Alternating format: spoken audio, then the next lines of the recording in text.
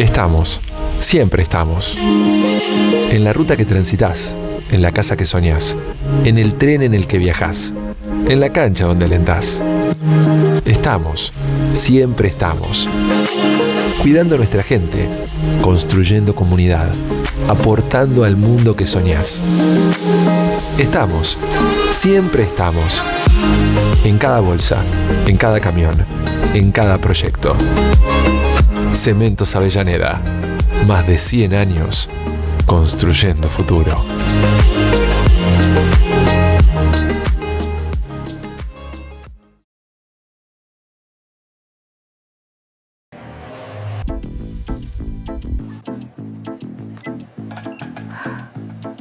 ¡Al fin sacó la tarjeta! ¡Ya era hora! Este es el cambio que necesitábamos para ganar el Mundial.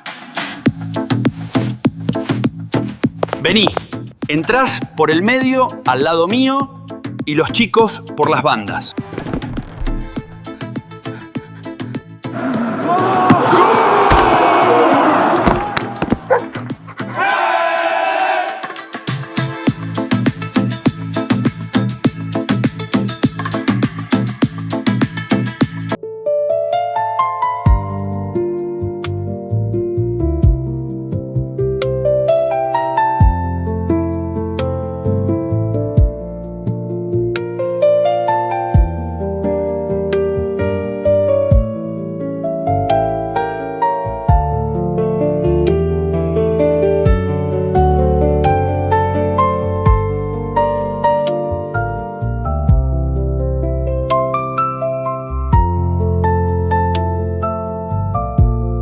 Ponemos en marcha una nueva emisión de Converso.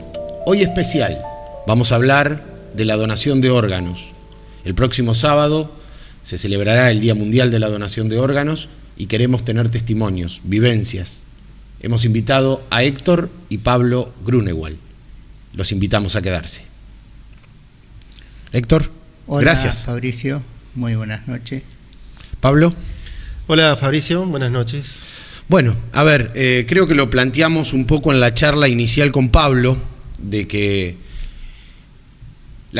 seguir concientizando sobre la donación de órganos sería un poco el objetivo que va a tener esta charla, y probablemente lo más importante para concientizar es contar experiencias, ¿no es cierto? Primero, si te parece, empiezo con vos, Pablo, preguntarte de años atrás, cuando se empezó a hablar de donación de órganos, a hoy, ¿qué ha cambiado y qué ha mejorado en cuanto a esto, a la difusión, a la concientización y demás? Es una pregunta que siempre la hablamos, la comentamos, pero claro, el trasplante en nuestro caso ha pasado ya 25 años. Y en estos 25 años sí que ha cambiado mucho. Nosotros en aquella época, era año 2000, 99, 1999, 2000, se sabía poco del trasplante, se hablaba poco en la mesa del trasplante, se hablaba poco de la donación de órganos. Y después que ha pasado el tiempo, vemos que necesariamente y ha colaborado mucho los medios y también la ciencia, que ha permitido que los trasplantes tuvieran mucha noticia. Ha mejorado porque en realidad ha pasado a ser una cuestión natural. Antes el trasplante se lo veía como una enfermedad que, si bien era terminal, la donación de órganos, es una insuficiencia orgánica de ciertos órganos, hacen que la única salvación era el trasplante. Hay mucha gente que lamentablemente se quedaba en el camino, y había otros que tenían esa posibilidad de salir, no se notaba, no se veía. Sin embargo, todo este tiempo ha logrado que, más que nada, la televisión, que era lo visual, hacía que se pudieran ver y escuchar esas historias de personas que, ante la espera de un trasplante, sensibilizaban a la comunidad. Y eso es lo que ha cambiado enormemente, porque hoy en día lo que ha ayudado también han sido las redes sociales, en donde se ve comúnmente que cualquiera hoy está hablando por la necesidad de un órgano. Y se ha convertido en una cuestión natural.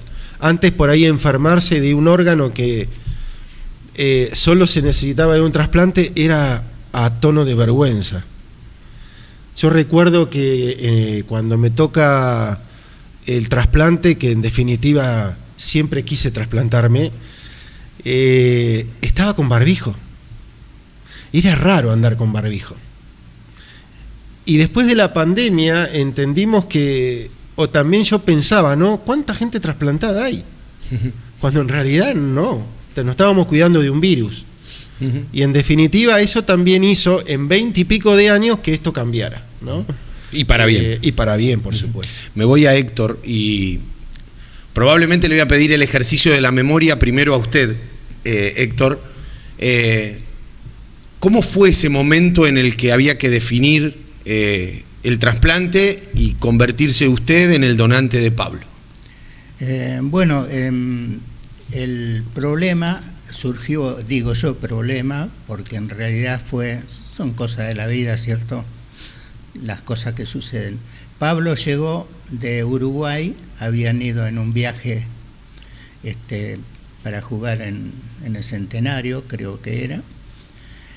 Habían ido con un equipo de Loma Negra. Entonces cuando volvió lo vi muy caído, bastante mal, una semana solamente. Lo llevé a un médico, el doctor Barbosa, que vivía a la vuelta de casa, y bueno, ahí empezó primero con los análisis para ver qué tenía. Siguieron los análisis, cada 2 meses tenía que llevarlo, cada 2 meses tenía que hacerle estudio. Y bueno, y de a poco eso a uno le va cayendo la ficha, así por decir, ¿cierto? Es algo que uno lo va asimilando de a poco, y yo, mientras tanto, ya conociendo el diagnóstico de Pablo, iba mirando todas las informaciones que aparecían, incluso algunos datos yo los sacaba de los diarios, así, o que era en la época, en el año 87, estoy hablando. Entonces yo me iba informando de todo lo referente al trasplante. Parecía como que estaba destinado ya a eso. Y bueno, yo iba estudiando todo y entré con esa gran confianza cuando seguía Pablo con los estudios. Yo entré, ya directamente a ser el donante, porque yo leía mucho y nada más que lo leía para mí y no lo contaba a nadie. Mientras tanto, Pablo iba con su etapa de crecimiento, digamos, pero no había, ya a fin de ese año, el 87, en una reunión de médicos del hospital Saavedra, que está en la calle Saavedra, ahí, bueno, nos dijeron de que tarde o temprano tenía que llegar un trasplante. Y bueno, todas esas cositas uno las va asimilando, las va aprendiendo, y es como que es algo, bueno, en algún momento se iba a dar, se tenía que dar. Entonces yo siempre fui con esa convicción de que yo tenía que ser el donante, tal y así que yo al doctor Galarza yo le decía, yo siempre estoy dispuesto, siempre estoy. Y bueno, al final, bueno, fue así, me tocó, y dentro de esa etapa había, bueno, mucha incertidumbre, porque es así, uno nunca sabe cuándo llega, cuándo es el momento, y bueno, tenía que aprender todo eso, digamos. Era como una etapa era como un examen que tenía que dar todos los meses, porque todos los meses surgía algún inconveniente por los estudios, por los análisis, y bueno, eso me fue haciendo fuerte y lo fui superando todo. Por eso que yo digo que al final la etapa larga, que fueron casi 15 años, me fue haciendo fuerte y con garra, y siempre con la confianza de que todo iba a salir bien. Pensaba en 2 palabras que utilizó Héctor. Primero en una acción, que era la de irse informando, de adquirir información, y la otra la de la incertidumbre. Por más información que usted recibiera, la incertidumbre seguía estando de cómo podían ser las cosas. Sí, seguía, sí, por supuesto, porque Uno nunca sabe, no es algo, porque los estudios de Pablo tenían que ser aptos para el trasplante. Mientras no le dieran muy negativo, Pablo tenía que seguir su vida, seguir creciendo. Y bueno, y siempre, yo no recuerdo, pero creo que cada 2 o 3 meses, análisis. Y los análisis siempre daban mal. Pero Pablo tuvo la gran suerte de que su crecimiento fue normal, que muchas veces no ocurre.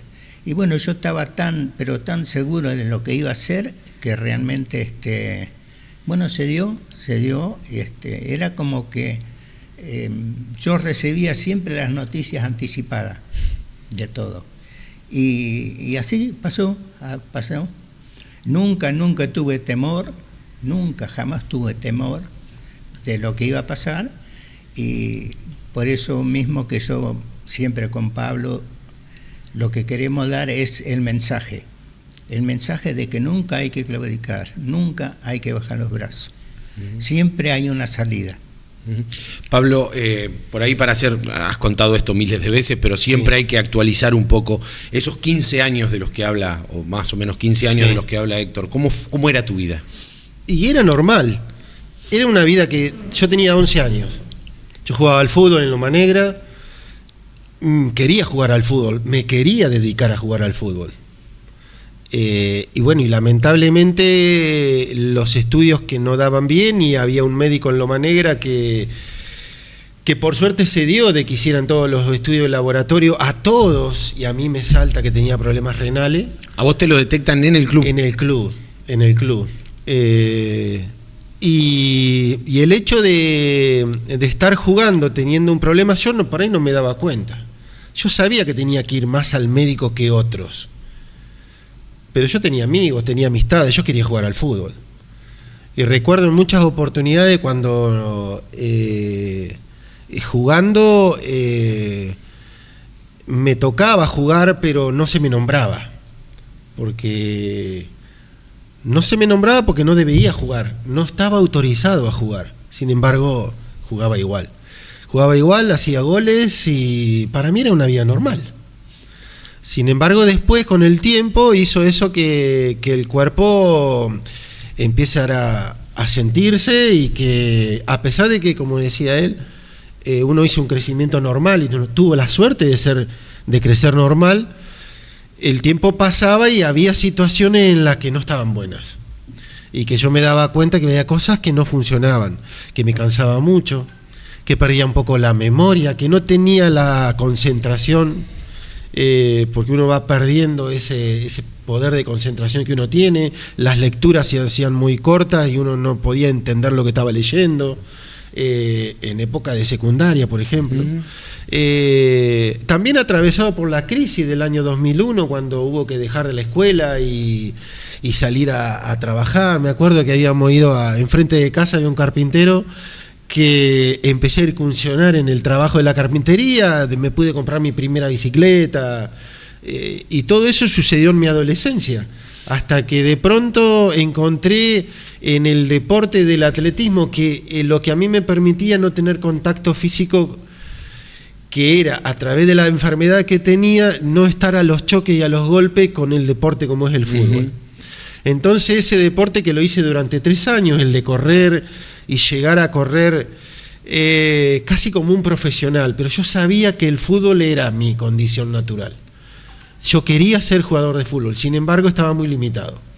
E incluso tenía 18, 19 años y ya quería empezar a tener algún trabajo, y ese trabajo del cual yo me tenía que presentar con un currículum hacía que el estudio de laboratorio no me salieran bien, entonces tampoco podía ingresar a un trabajo. Claro, porque había un preocupacional que presentar, o de ahí venía el... Y eran los trabajos donde todo el mundo deseaba entrar, yo también lo quería hacer. Me acuerdo de una empresa conocida ahí cerquita de la Plaza del Centro, aquel primer supermercado grande, gigante, que vino Olavarría, y yo estaba ahí haciendo la cola queriendo entrar, y lamentablemente no pude. Y así como otros trabajos, La clase nuestra, la clase 75, fue la última que hizo el servicio militar. Por supuesto que tampoco no lo hice, pero eso fue lo que atravesó mi adolescencia. Hasta que dejo de correr, vuelvo a jugar al fútbol para darme esas oportunidades de que justo mi hermano también estaba jugando al fútbol en Ferro, luego en el Club Sierra Chica, y lo acompaño a él porque el hecho de correr y entrenar genera mucho cansancio. Es un deporte fantástico, pero es hacerlo solo y a pulmón y de mucha exigencia.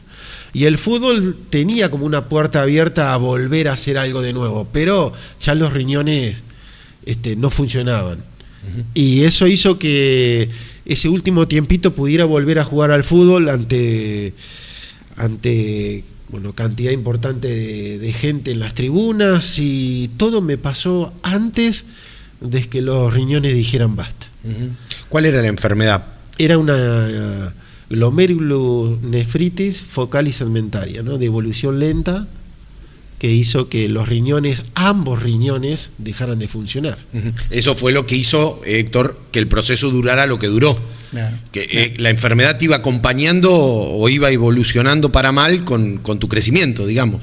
Sí, que de hecho al haber sido lenta la enfermedad hizo que yo pudiera mantener los parámetros normales de crecimiento.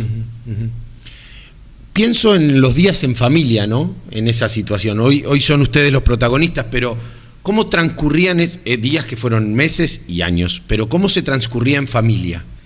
Bueno, para mí, a lo primero me costó.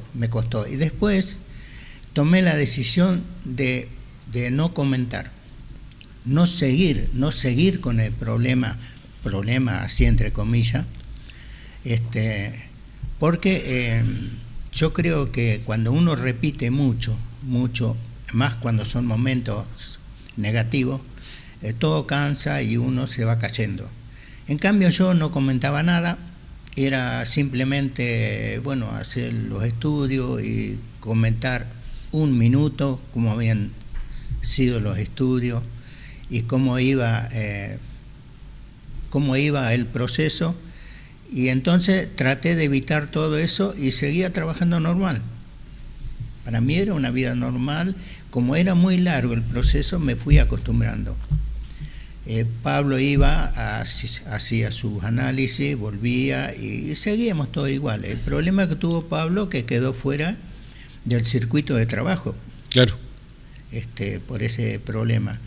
Y pero yo no sé, tal vez por mi forma de ser, no sé, muchas veces uno habla de la descendencia. Mi madre fue muy guerrera, entonces aparentemente a mí también me trasladó esa fuerza y pude ir superando y haciendo el trabajo normal.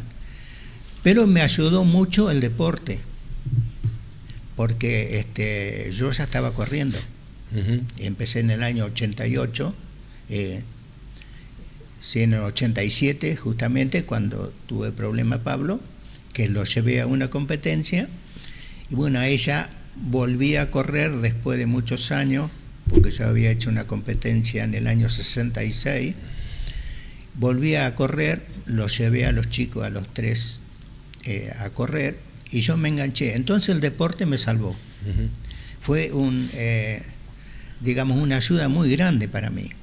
Y a través del deporte, pudo seguir practicando Pablo, Martín también pudo seguir jugando, y Valeria, la tercera, también corría, y la madre también. Entonces fue algo que el deporte a nosotros fue fundamental porque uno tiene que tener algo.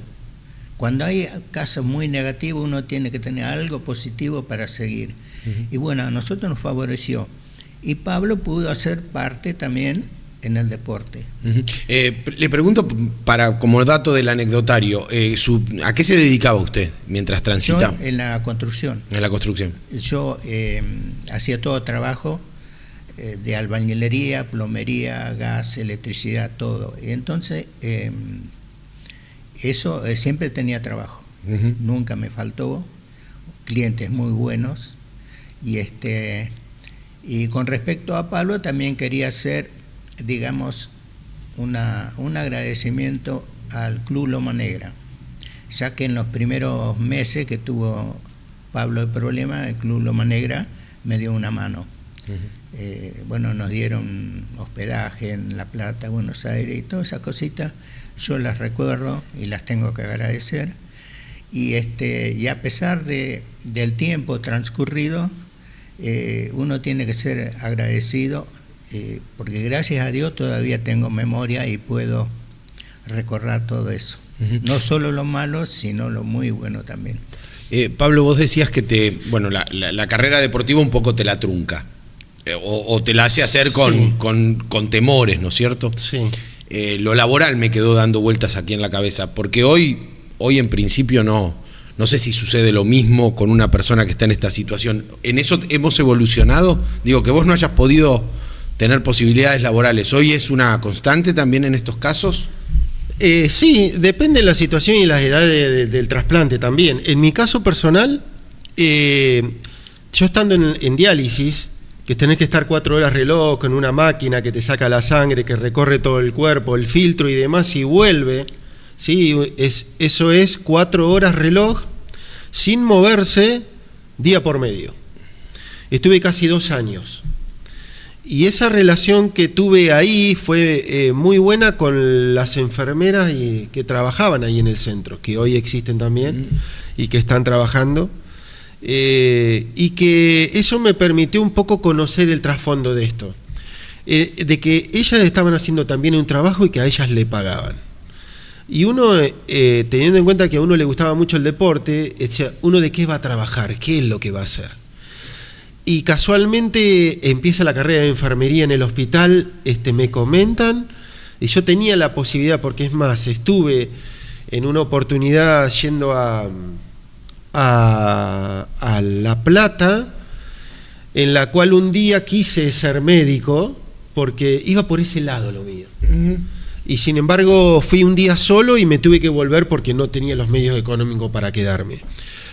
Pero sí empezaba la carrera de enfermería y con el acompañamiento de ellas y adentro de diálisis empecé. Y encontré en ese lugar una forma de quizás que yo pueda vivir en el futuro, que es dedicarme a esto, a la enfermería. Y fue así. Estudié, me anoté, ingresé y recuerdo algo muy clave. Yo no había dicho nada que iba a diálisis. Y cuando empezamos a hacer los primeros controles y la primer práctica entre los alumnos, recuerdo bien que nos habíamos sentado a todos y una enfermera dice, docente, no tuvo la mejor idea que decir, bueno, ahora nos vamos a tomar la presión entre todos para practicar el aparato y demás. Resultado fue que, claro, a mí me habían detectado la presión arterial alta, la tenía alta. Tuve que decir en el último momento que yo estaba en diálisis. Había como un poco de vergüenza de decir, no, yo no estoy haciendo eso, yo quiero ser una vida normal, pero el cuerpo me delataba de que no estaba yo normal. Así que en esa etapa de incursionar en el estudio hizo que ellos me conocieran de esa manera y que después sucedió que el trasplante llega en un momento donde había un descanso, que fue todo el verano del año 2001. Entonces en ese proceso yo había hecho 9 meses de estudio de enfermería y a partir después del trasplante una carrera que después la continué durante 2 años, que fue el cambio notable en mí, ¿no? De poder avanzar con un estudio y poder recibirme durante 2 años y medio, casi a 3 años, de ser uno de los primeros egresados de la escuela subsede de la Universidad Maimónides acá en Olavarría, y lo que me permitió hasta el día de hoy ser enfermero universitario y dedicarme a eso. Ya vamos a entrar en el post-trasplante, pero antes, Héctor, me quedó muy grabado esto que decía.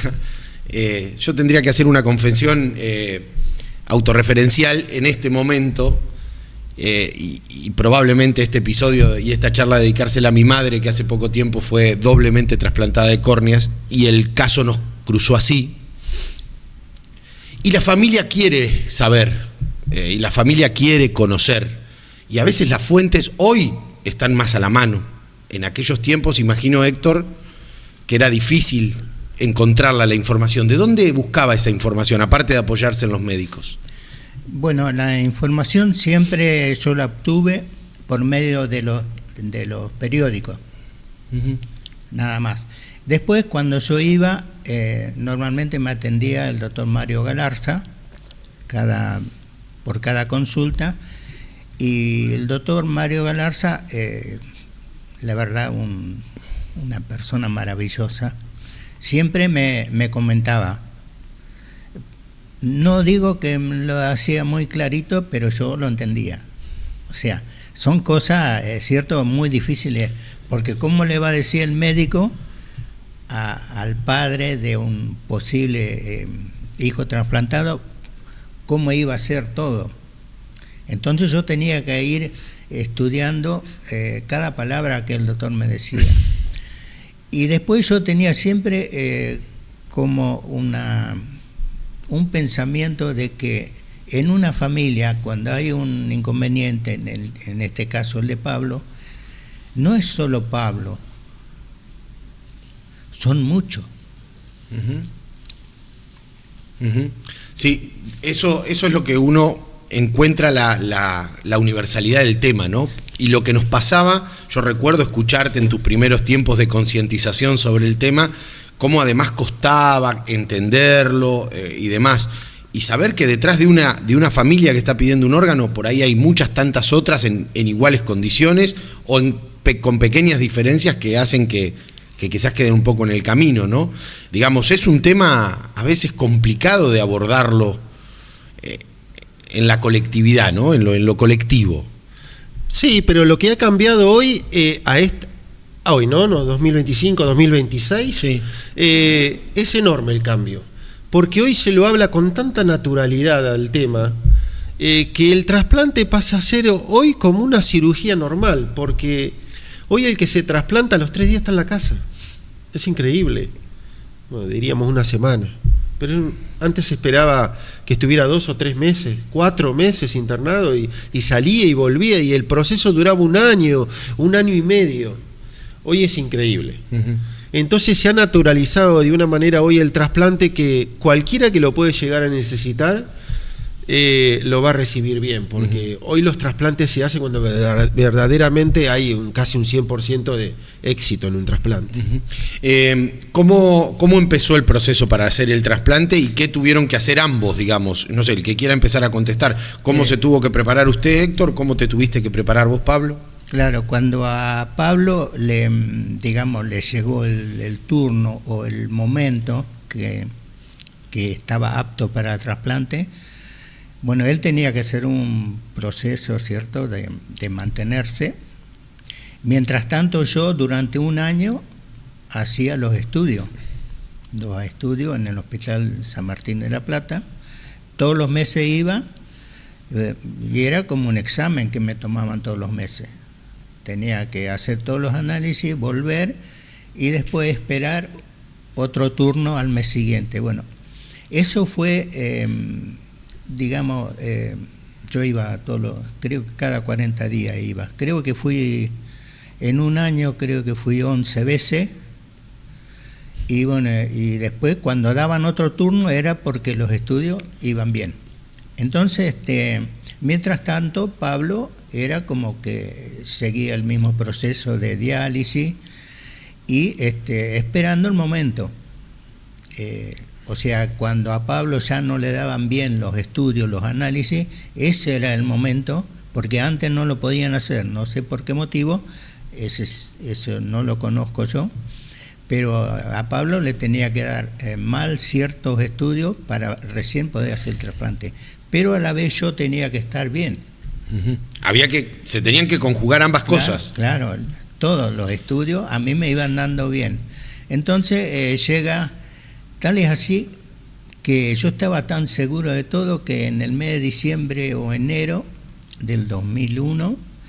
Fui porque hacían una reunión de médicos, ya era el último día, donde, bueno, a mí me estudiaron totalmente, eran 4 médicos, me hacían preguntas de acá, de allá. Era para ver si yo estaba decidido, si estaba seguro de lo que iba a hacer, e incluso me pidieron una fecha. Y yo le dije, puede ser el 15 de diciembre, de marzo. Entonces, bueno, ahí fui a casa, volví a casa y esperando, pero me olvidé, porque de tanta ocupación que yo tenía, me olvidé de la fecha. Tal es así que 2 días antes, creo que le enviaron un mensaje a Pablo de que teníamos que presentarnos el día 11, justo el día del cumpleaños de Pablo.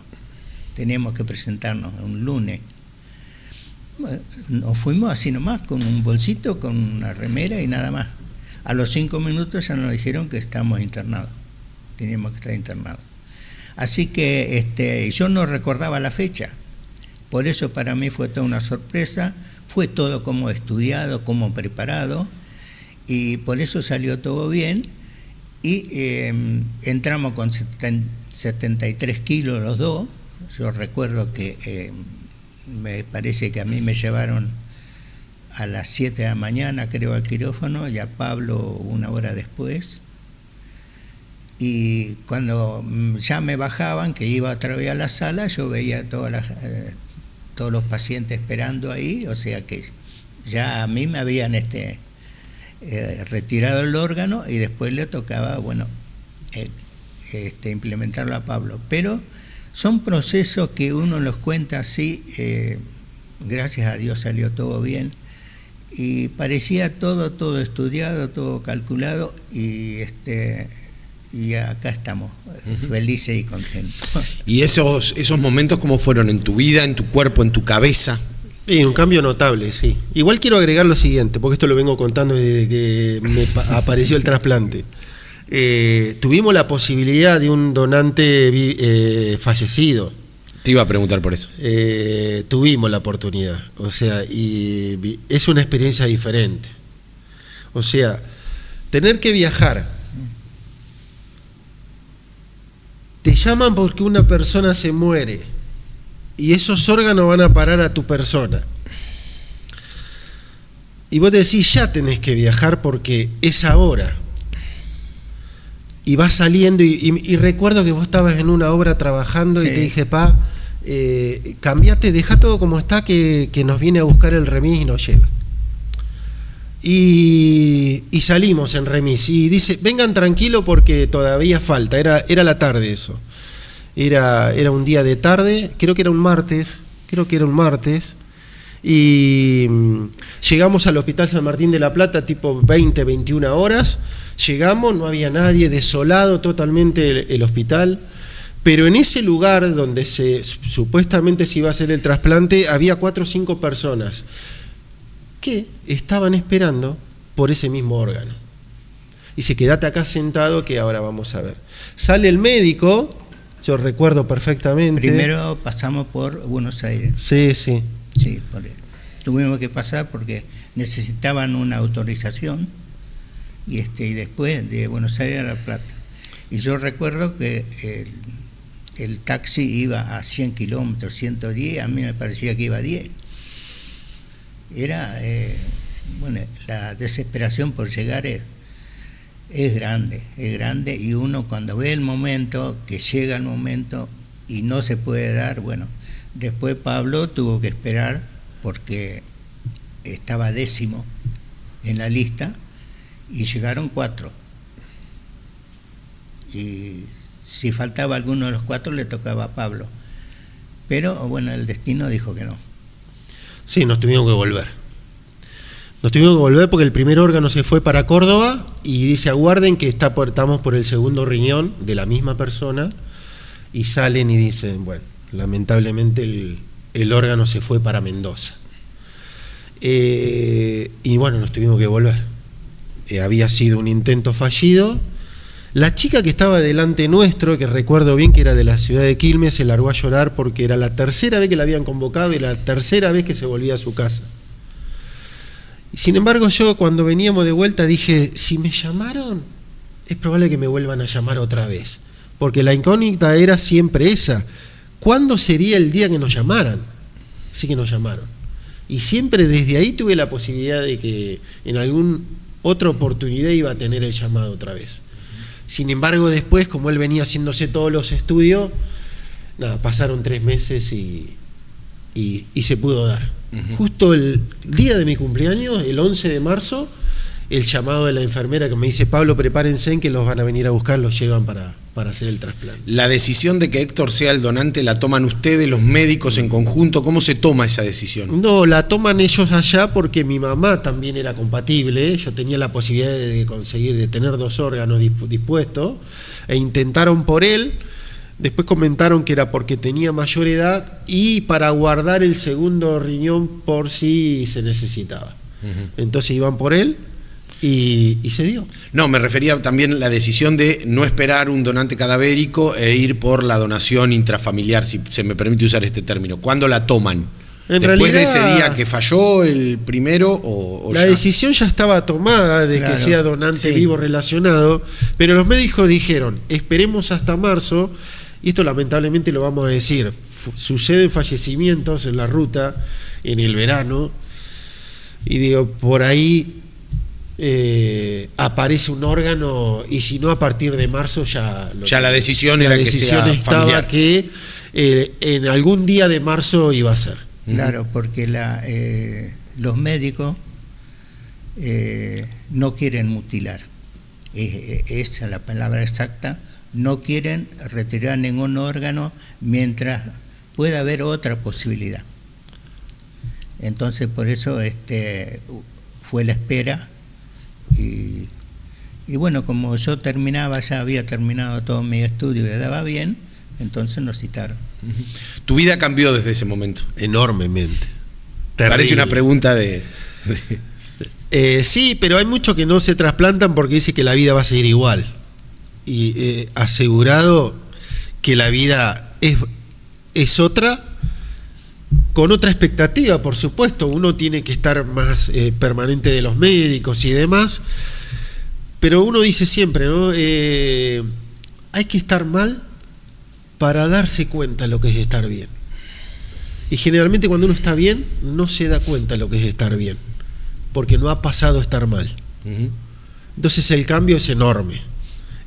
Yo volví a ser un joven otra vez y a reflotar aquellos proyectos de vida que yo tenía, que uno de ellos era formar familia. Yo digo, acá nunca más la vida me va a dar la oportunidad de formar una familia. Era el deseo más grande que tenía. Y ese proyecto estaba en pausa, pausado literalmente. Estuvo en pausa, sí. Estuvo en pausa, pero a la vez sin saber cuándo esa pausa se iba a cortar. Y fueron 2 años nomás. Podrían haber sido 4, podían haber sido 10, podían haber sido 15 años o podía no haber sido nunca.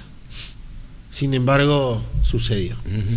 Y cuando sucede el caso que Pablo ya vuelve, luego de 2 años de recuperación, Pablo tuvo la gran suerte de ir a un mundial de trasplantado.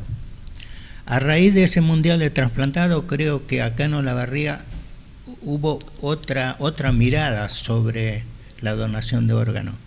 Era como un tabú antes. Y después, como todo cambió, los éxitos de Pablo en el exterior y también acá en Argentina fueron, digamos, el resultado de fe y esperanza que todos necesitan. Tanto la persona que está esperando un órgano como todos los familiares.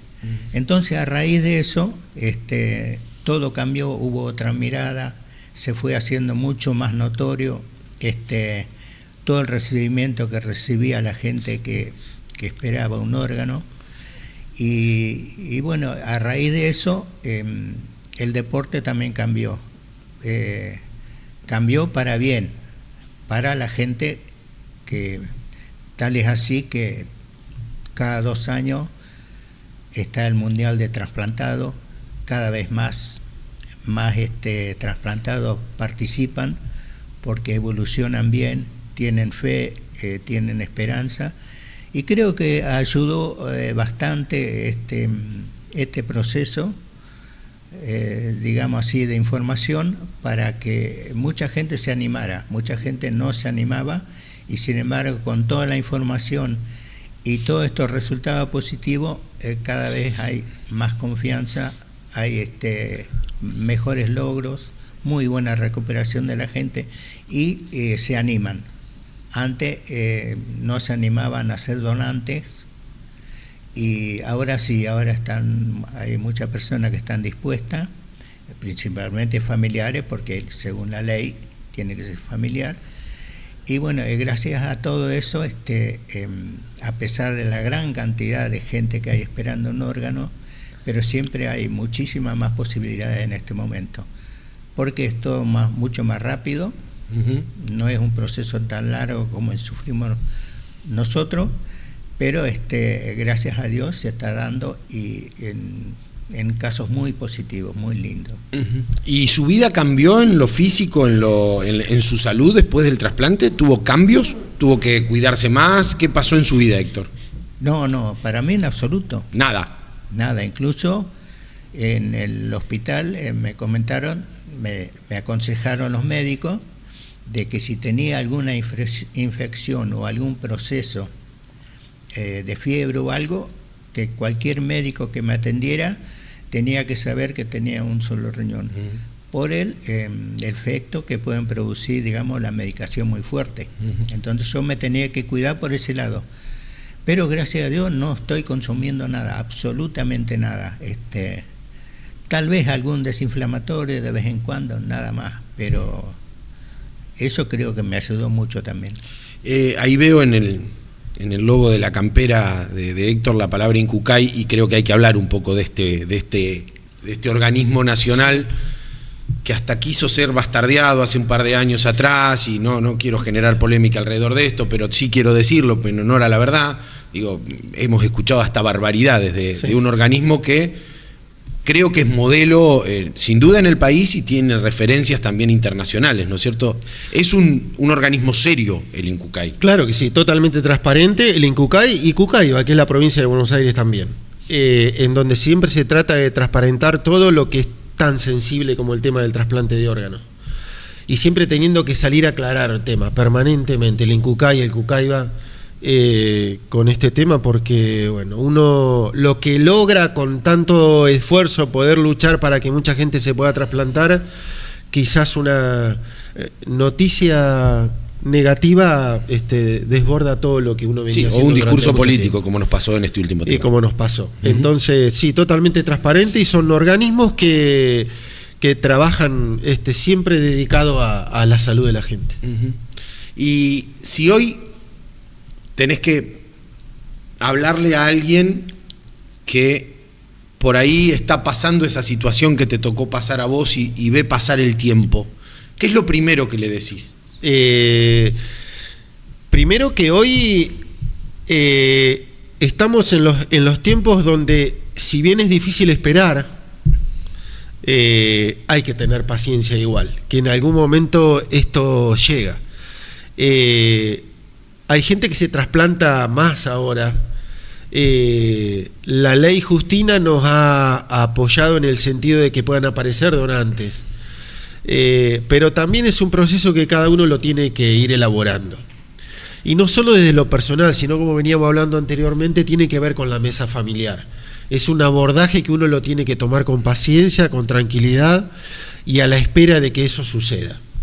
Hoy se habla más, siempre lo venimos diciendo, lo vamos a venir diciendo, se charla más, hay mayor información, las escuelas trabajan desde el año 2002 para que esto pudiera llegar a las casas de las familias, así que lo más importante es que tenga paciencia. Yo sé que es un bombazo cuando la noticia te dicen que hay que trasplantarse, sin embargo es el primer tiempito donde la noticia pega fuerte, y después uno se va enterando que no es al único que le toca en la vida, sino que hay un montón de gente que también la ha pasado y que ha salido adelante, y que tiene que copiar eso de que se ve que ha salido adelante para poder decir, bueno, yo también voy a ser como esa persona. Qué buen mensaje. Y quiero entrar un poquito en el mensaje deportivo, Héctor. 81 dijimos. 81 años. Vamos a contarle un poco que usted la concientización de la donación la pone con el cuerpo también y corriendo, y con sus 81 no para, corre todavía. Claro, es justamente lo que yo comentaba sobre el mensaje que queremos dar con Pablo. No todo termina con un trasplante, la vida sigue. Y cada uno creo que tiene que tomar la decisión de seguir su propia vida, sus posibilidades, que esos son realmente, para eso estamos. Bueno, yo vi la posibilidad de seguir con lo mío, pocos lo saben, pero yo a los 45 días del trasplante corrí la vuelta al municipio. Me acuerdo que fue el día que llovió mucho, hacía mucho frío, y no llegué último. Son cositas lindas que quedan, y a los 45 días, después de haberme sacado los puntos, creo que hacía 10 días, nadie sabía que yo me iba hasta la Virgen de la Loma, entrené caminando, y corrí la vuelta al municipio los 10 kilómetros en 1 hora 10. Recuerdo que Pablo estaba en el auto, en la plaza, prácticamente no había gente porque estaba lloviendo, y yo corrí 45 días después del trasplante. Y bueno, y nunca le di importancia a mi problema de salud. Eso me ayudó muchísimo, porque después tuve otros inconvenientes y salí muy bien. Tuve otra operación y a los 29 días corrí otra carrera de 9 kilómetros. O sea que todo depende de cada uno. Hay personas que a lo mejor pasan por una intervención quirúrgica, van a la casa y se quedan. Se olvidan de todo lo que hicieron y no desean seguir, digamos, la vida que tenían. En cambio yo no, yo seguí mi vida normal, y con el tiempo me fue dando otras posibilidades. Seguí corriendo y mucho mayor distancia. Después empecé con las aventuras de muchas horas. Y hace 8 años estoy corriendo ultramaratones. Maratón de 48 horas, 24 horas, 12 horas, 6 horas. En unos días voy a correr 12 horas. No sé por qué motivo, pero yo seguí, no le di importancia a los problemas ya estaban resueltos, y cada problema que se aparece en mi vida trato de resolverla de esa manera, actuando, haciendo todos los días lo mismo, no echándole la culpa a nadie, no contárselo a nadie, porque uno los problemas cuando son propios los tiene que resolver uno solo, no tiene que pedir ayuda. Para eso estamos, y todo, porque muchas veces la ayuda no es efectiva. Entonces uno siempre tiene que tratar de resolver sus problemas, y seguir todos los días igual, que creo que es el secreto mi secreto. Y bueno, yo siempre reconozco que creo que tengo una ayuda de arriba del Supremo que me permite seguir, porque seguir trotando y corriendo y muchas horas en actividad es un premio que lo tenemos que recibir y agradecer. Y gracias a Dios yo todavía estoy, yo siempre digo, ya estoy molestando, pero no, yo estoy disfrutando. ¿Y tu relación con el deporte hoy cuál es, Pablo? No, siguiendo con el atletismo entrenando y bien, en contacto con el deporte, porque en realidad post trasplante el deporte es la mejor medicación. A pesar de las personas trasplantadas deben tomar cierta medicación importante, inmunosupresores y otros medicamentos asociados a los efectos adversos de esa medicación. Eso es de por vida. De por vida, sí. Y bien aclarado, porque muchas veces uno piensa que toma una medicación ahí los primeros días y se termina. No, de por vida, una medicación que debe ser constante, periódica y permanente. Y el deporte, sobre todo el movimiento, el ejercicio y demás, eso es lo que permite que la medicación mejore, que funcione bien y que sobre todo los órganos sigan viviendo y haciendo una función normal. ¿Temiste por tu vida alguna vez, concretamente? Lo que pasa es que ha pasado el tiempo, el trasplante ha quedado como muy lejano y he perdido como un poco el registro de esa vez que si alguna vez me ha pasado en pensar que mi vida se iba, te puedo decir que no la puedo recordar. Llevamos 25 años de trasplante. Cuando a nosotros nos trasplantan, el médico dice, bueno, dentro de 10 años nos vemos. Y bueno, y cuando llegaron los 10 años decía, bueno, ¿y ahora qué hacemos? Y bueno, y han pasado 25 años. Entonces, uno piensa que uno ha llegado hasta acá, en realidad ya lo que viene es realmente un regalo de la vida. ¿Y qué significa que haya sido tu padre? Significa que él siempre lo dice en todos lados. El padre haría, y la madre, haría lo imposible por un hijo. Es decir, darle la vida 2 veces sería lo más grandioso que a un padre le pudiera pasar si las condiciones fueran esas, que un hijo le necesite un trasplante. Sin embargo, por ahí es importante rescatar que la vida a veces, y pensando en otras cosas porque quería contar algo sumamente importante, uno cuando quiere lograr procesos que los tenía por detrás ocultos y que no los podía hacer, qué importante es que venga de la familia, ¿no? Pero si uno habla de la no mutilación, también qué importante es que venga de la decisión de una familia, que por el hecho de que un órgano se va, quede depositado en alguien para que pueda seguir viviendo. Es fundamental. Sin embargo, el proceso nuestro hizo que no hubiera tanta conversación, que del tema no se hablara tanto. Creo que queda gratificante en cada uno, claro, y que la vida sigue. Claro, eso para mí es muy importante porque uno no tiene que concentrarse en el problema. Al no hablarlo, al no comentarlo, creo que se hace todo mucho más fácil, la vida es mucho más llevadera, mucho más sencilla. En cambio, el que vive pensando en el problema de salud o pensando qué medicamento tiene que tomar, creo que se le va complicando.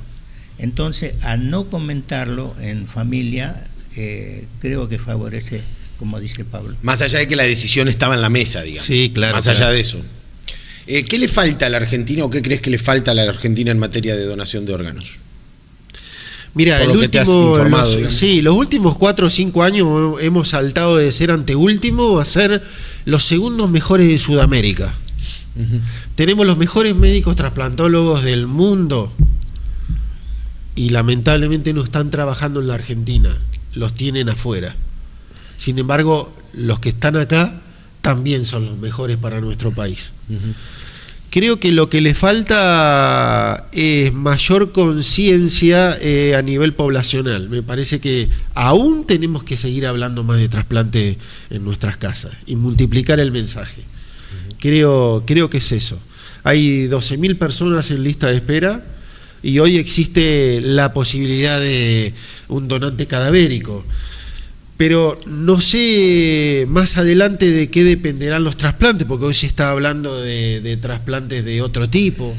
Y la verdad que, no sé, ojalá venga eso mágico que se espera, de que no se necesite tanto tiempo a la espera de un órgano, o que haya una mutilación y que una familia tenga que que aportar ese órgano para que otra persona pueda seguir viviendo. Uno cree que el avance de la ciencia debería ser en favor de que esto vaya evolucionando para bien. Sí, claro, por supuesto. Creeremos que debería ser así. Y cuando decís que en las escuelas decís se sigue hablando del tema. Se sigue hablando, sí. En toda la provincia de Buenos Aires y en todo el país siempre hay alguien que habla del trasplante de órganos. Porque también pasa eso, ¿no? Cuando se naturalizan, los éxitos de los trasplantes son más elevados y por ahí desaparecen de las grandes medios y todo, uno cree que hay que dejar de hablar. Y es al revés. Y es al revés. Al contrario, hay que seguir hablando del tema porque, bueno, uno piensa que uno no le va a pasar. Claro. Y sin embargo, cuando te toca, ya te encontraste de ese lado. Sí, o uno cree, yo recuerdo el momento cuando todavía era voluntario y había que expresarlo, y esa tarjetita, no me voy a olvidar más, creo que era color amarilla que circulaba cuando yo hice la primera expresión de donación de órganos, tenía 17, 18 años creo. Y cómo ha cambiado hoy, ¿no? Porque eso uno lo quiere hablar con sus hijos y probablemente esa tarjetita ya no se hable, pero sin embargo hay que seguir insistiendo, ¿no es cierto? Sí, sí, claro. Y hay que seguir porque, bueno, lamentablemente hay gente que el órgano lo pierde y que necesita sí o sí ese trasplante, ¿no? Y bienvenido sea que la ciencia ha permitido que esos órganos que son de otra persona puedan incorporarse, ¿no? Increíble. Pensarlo desde lo más profundo, ¿cómo puede ser que una persona haga una vida normal viviendo con un corazón que no es de uno, por ejemplo, ¿no? Sí, es increíble, ¿eh? Sí, son cosas para reflexionar sobre. Es increíble, es muy profundo. Y las cosas que suceden después, ¿no? Y además esto de las, en el caso no de ustedes, pero en la mayoría de los trasplantes, gente que no se conoce, en definitiva, por ese secreto, eso sigue siendo estricto. Que sigue siendo, que la ley lo preserva durante 3 años, es para evitar la comercialización del órgano y demás, y evitar que si se produce alguna pelea o algo, algún distanciamiento, bueno, uno obligue a otro a pedir un resarcimiento por el hecho ese que había dado. Se trata, pero igualmente hoy en día se está permitiendo un poquito más. Después porque de los también 3 años debe ser sano, ¿no? Debe también ser sano, pero entendemos también que no está bueno desde el primer momento. Que hay que esperar que la cosa pase, que todo se acentúe y que a partir de ahí ya uno empieza a conocer. Ahí de ambas partes, ¿no? Poder conocer a dónde fue el órgano y también la persona trasplantada poder saber quién fue la persona en la cual hoy estoy viviendo con ese órgano. Bueno, les voy a pedir a cada uno un cierre, lo que quieran decir en torno a la fecha que vamos a conmemorar el próximo sábado 30, o lo que quieran agregar que no se haya dicho en función de que este espacio, esta hora de que hemos estado charlando, sirva para algo, para lo que tenga que ser, pero para lo que sea. Así que el cierre se los dejo a ustedes. Si quiere empezar, Héctor, no tengo problema. Bueno, sí, es algo, digamos, como lo dije varias veces, es simplemente un mensaje, y en especial en el día de la donación de órganos, bueno, que todos tengan fe y esperanza, que creo que por ahí pasa todo. Eso depende de cada uno, y bueno, y digamos, para tanta gente que hay en la lista de espera, que son 12.000, más de 12.000, a eso hay que agregarle 4 o 5 más en la familia, y bueno, que toda esa gente sepa que hay una solución, que hay esperanza, y que se animen, si le toca, y bueno, que lo hagan sin temor, que todo, acá en la Argentina hay muy buenos profesionales que van a solucionar cualquier problemita de salud, y por supuesto desearle muchísima suerte a todos. Y gracias, Fabricio. Por favor, se lo merece. No, la reflexión como persona trasplantada es que en realidad poder un poco hacer hincapié en y después del trasplante, ¿qué? Yo tuve la posibilidad de salir a una edad temprana donde proyectos había un montón, y qué bueno que la gente después se pueda animar después del trasplante a decir, bueno, ahora vuelvo a ser yo y salir adelante con las cosas y los proyectos que tenía, porque en realidad hoy el trasplante funciona. Hoy hay que animarse a trasplantarse porque está todo preparado para que la persona que recibe un trasplante pueda vivir mejor. Y no solamente vivir mejor, sino poder hacer un montón de cosas que la tenía postergada y que la ciencia ha permitido que hoy en día la donación de órganos acompañada del trasplante permita hacer una vida muy parecida a la que cualquier otra persona normal. Así que ojalá algún día las listas de espera desaparezcan. Y la edad que teníamos era, yo tenía 56, Pablo 26, es un dato que puede ser útil. Sin duda que sí. Les agradezco mucho el tiempo, les agradezco el compromiso que han tomado con el tema, más allá de la situación que les tocó pasar hace 25 años, pero el compromiso se ha sostenido y eso es más que importante. Y gracias por haber tomado este tiempo para aportar algo al debate. Muchas gracias. Gracias, Fabricio. Estamos, siempre estamos. En la ruta que transitas, en la casa que soñás, en el tren en el que viajás, en la cancha donde alentás. Estamos, siempre estamos. Cuidando a nuestra gente, construyendo comunidad, aportando al mundo que soñás. Estamos, siempre estamos. En cada bolsa, en cada camión, en cada proyecto. Cementos Avellaneda, más de 100 años construyendo futuro.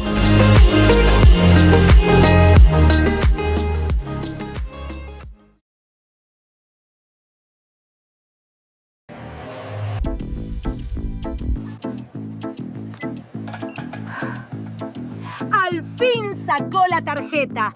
¡Ya era hora! Este es el cambio que necesitábamos para ganar el mundial. Vení, entrás por el medio al lado mío y los chicos por las bandas.